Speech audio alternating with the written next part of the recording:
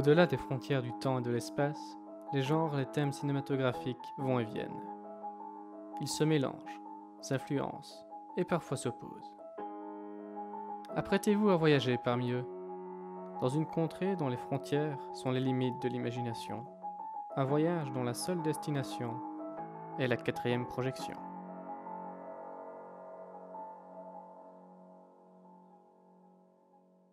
Bonjour et bienvenue à tous dans ce premier épisode de la 4e projection où nous allons parler des genres et des thèmes cinématographiques. Aujourd'hui, un des genres apparu très tôt dans l'histoire du cinéma, le western.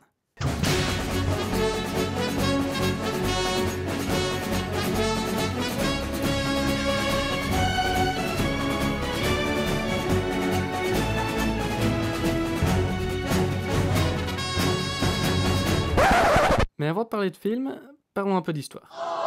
Oui, je sais, c'est chiant, mais c'est nécessaire.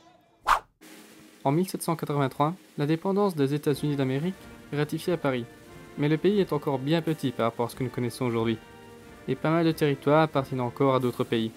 La conquête de l'Ouest va donc être lancée à cette période et va s'intensifier au début du 19e siècle. Les États-Unis vont donc grandir au fil du temps à travers des explorations, mais aussi des rachats de territoires. Cette période est celle qui va forger les États-Unis que nous connaissons aujourd'hui, et elle se terminera vers la Première Guerre mondiale. Voilà, ça c'était pour la partie historique. Maintenant, on va parler de cinéma. Vous aviez éveillé ma curiosité, et là vous captez mon attention.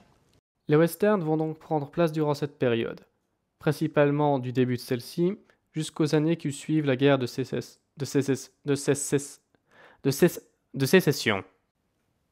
C'est en 1903 que sort Le Vol du Grand Rapide, qui est considéré comme le premier western. Il introduit déjà plusieurs éléments qui feront fureur dans le western classique.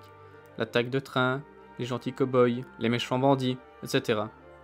Ces premiers westerns montreront principalement des scènes de la vie de l'Ouest. Les aspects historiques et épiques arriveront dans les années 20, avec notamment des films comme Le Cheval de Fer, qui parle de la construction du premier chemin de fer, ce qui est logique, et La Caravane de l'Ouest, qui raconte les aventures d'un convoi de pionniers. À cela viendront s'ajouter d'autres thèmes représentatifs de l'époque, la rue vers l'or, ainsi que la relation entre les colons et les Indiens d'Amérique, qui ne s'est pas trop bien passée, il faut l'avouer.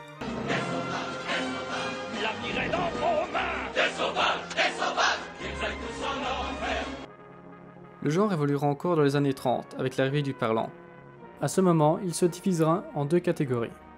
De côté, le western B, produit à la va-vite avec un petit budget, et dont le scénario semble avoir été écrit par ma petite sœur de 5 ans. Alors en fait, c'est un méchant bandit, et le méchant bandit, il est tellement méchant qu'il est moche et il a une cicatrice. Et en fait, il est opposé à un gentil cow-boy, et le gentil cow-boy, il est gentil, alors il tue le méchant bandit, et c'est la fin. La seconde catégorie de western que nous trouvons à cette époque est le western chanté, ou le cow-boy chantant. Ceux-ci ont été lancés en 1935 par Gene Autry et ont eu un certain succès. On retrouve les mêmes éléments que dans le western B, mais en plus, nous avons droit à des chansons. Durant le début du western B, le western est très populaire, mais n'a pas encore acquis ses lettres de noblesse. Mais ensuite vient la période classique du western, qui ressemble plus à ce que nous connaissons, et dont les deux figures les plus importantes sont sans doute John Ford et John Wayne. On retrouve les mêmes ingrédients que précédemment, des diligences, des indiens, et des personnages typiques des westerns, des joueurs professionnels, un hors-la-loi, les représentants ambulants, et les deux seuls rôles féminins que vous verrez dans ces westerns, la femme distinguée et la prostituée / danseuse. Encore une fois, le manichéisme est poussé au maximum, avec des bons contre des méchants. C'est autour de cette opposition que s'articulent les scénarios.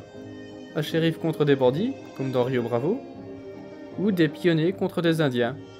Dans tous les cas, il y aura toujours un camp de gentils et un camp de méchants. Mais à tout cela s'ajoute un nouvel élément, le patriotisme américain. En effet, ces conflits ont pour but de montrer la puissance des valeurs américaines et de glorifier un peu cette construction de l'Amérique qu'a été la conquête de l'Ouest. Et donc, tout ce qui est américain sera montré comme bon et gentil. L'armée américaine est montrée comme vertueuse et invincible, et les Indiens comme des ennemis de la civilisation. Du moins au début, car cela évoluera quand même un peu vers la fin. Le genre deviendra donc très populaire, car dans les années 50, les États-Unis sont dans leurs années de grâce. Mais les 60s vont changer cela. Et ce, pour deux raisons. Tout d'abord, 2 mots. Spoutnik.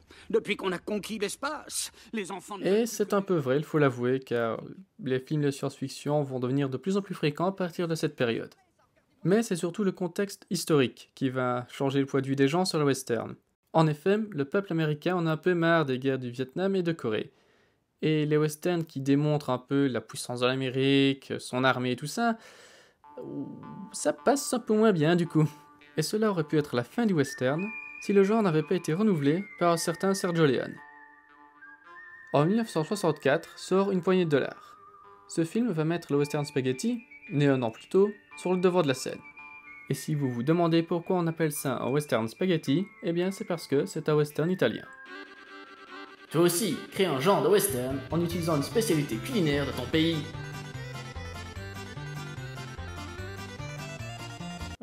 Bref. Ce genre de western est sûrement le plus connu. La plupart des stéréotypes des westerns que nous connaissons viennent de là. Les longs duels,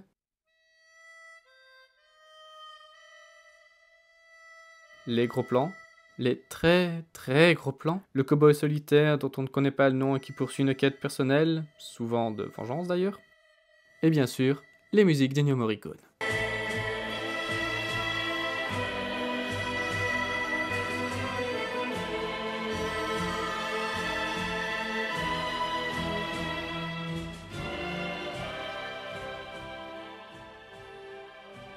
Et bien qu'il soit connu pour ça, croyez-moi, il a fait d'autres chefs-d'œuvre musicaux.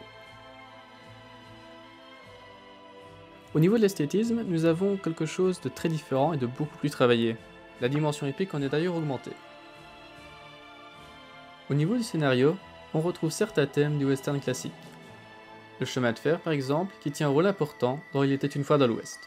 Les personnages sont beaucoup moins stéréotypés, et certains acteurs, comme Henry Fonda, habitués au rôle de gentil, changent complètement de registre. Les scénarios, eux, ne s'articulent plus entre une opposition entre bon et mauvais, mais bien entre des hommes qui ont leurs qualités et leurs défauts. Il n'y a plus une tentative de glorification des valeurs. Les personnages sont ambigus, et l'humour un peu burlesque est remplacé par un humour un peu plus noir. La violence est quant à elle bien plus grande. Le rôle des femmes, quant à lui, s'améliore un peu, mais le western reste encore assez macho.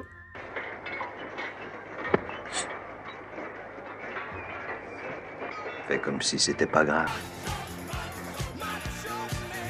Et comme les westerns américains avaient lancé John Wayne, le western spaghetti lancera Clint Eastwood, qui a fait une carrière plutôt sympa, il faut l'avouer. Il réalisera d'ailleurs ses propres westerns, qui font partie du western crépusculaire, c'est-à-dire la réponse américaine au western spaghetti. Ils sont très proches des western spaghetti, mais les westerns crépusculaires ont une violence encore plus exacerbée. Ouais. Cependant, le genre se diversifie un peu avec des films moins violents, comme Danse avec les loups en 1988, qui est le dernier gros succès du genre. Mais le genre est quand même essoufflé, et de moins en moins de westerns sortent. D'un autre côté, depuis le début de la période crépusculaire, pas mal de réalisateurs s'inspirent des westerns pour créer des films qui ne sont pas des westerns. John Carpenter par exemple, et son film Assaut, dont le scénario est librement inspiré de Rio Bravo, et El Topo qui reprend les codes du western dans un film philosophico-métaphysico-barré.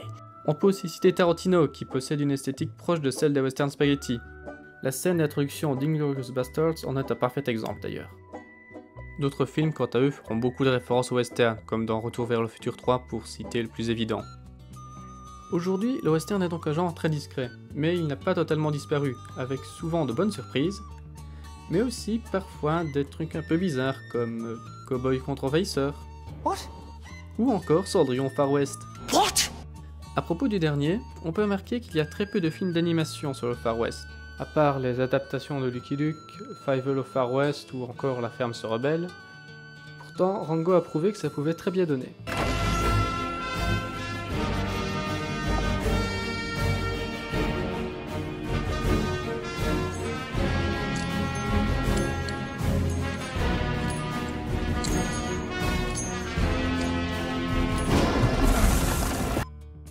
En conclusion, on se rend compte que le western est plus un univers cinématographique qu'un genre.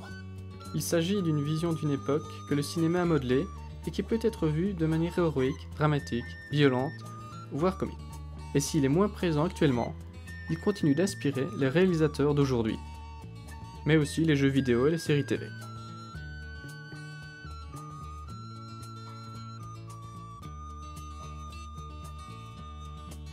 Et bien voilà, ce sera tout pour ce premier épisode, qui je l'espère vous a plu. Je vous donne rendez-vous donc pour l'épisode 2, qui sortira dans un avenir plus ou moins proche. Et n'oubliez pas, comme le disait Clint, le monde se divise en deux catégories. ceux qui vont voir des films et ceux qui n'y vont pas.